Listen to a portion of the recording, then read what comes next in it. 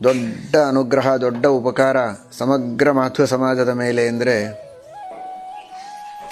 ಸಾಕ್ಷಾತ್ ರಾಮದೇವರಿಂದಲೇ ಪೂಜಿತವಾದ ಅನಂತ ಸನ್ನಿಧಾನೋಪೇತವಾದಂತಹ ಮೂಲರಾಮ ಪ್ರತಿಮೆಯನ್ನು ರಾಮದೇವರೇ ಸ್ಪರ್ಶವನ್ನು ಮಾಡಿ ವಿಶೇಷ ಅನುಗ್ರಹವನ್ನು ಮಾಡಿದಂತಹ ಮೂಲಸೀತಾ ಪ್ರತಿಮೆಯನ್ನು, ಬ್ರಹ್ಮಕರಾರ್ಚಿತವಾದಂತಹ ಆ ಪ್ರತಿಮೆಗಳನ್ನು ಶ್ರೀಮದಾನಂದ ತೀರ್ಥ ಭಗವತ್ಪಾದಾಚಾರ್ಯರ ಆಜ್ಞೆಯಿಂದ, ಶ್ರೀಮದಾಚಾರ್ಯರ ಅನುಗ್ರಹದಿಂದ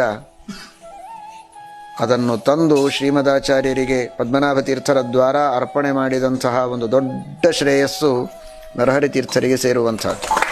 ಏನು ಪುಣ್ಯ ಮಾಡಿದ್ದರೆ ಚತುರ್ಯುಗ ಮೂರ್ತಿಯನ್ನು ನೋಡುವಂತಹ ಭಾಗ್ಯ ನಮಗೆ ಸಿಗುವುದಕ್ಕೆ ಸಾಧ್ಯ ಇತ್ತು.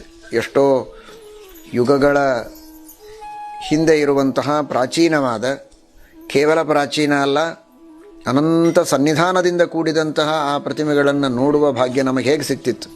ಭೂಗತವಾದ ಪ್ರತಿಮೆಗಳು ಹಾಗೇ ಭೂಗತವಾಗಿದ್ದರೆ ನಮ್ಮ ಭಾಗ್ಯವೂ ಭೂಗತವಾಗಿ ಹೋಗ್ತಿತ್ತು.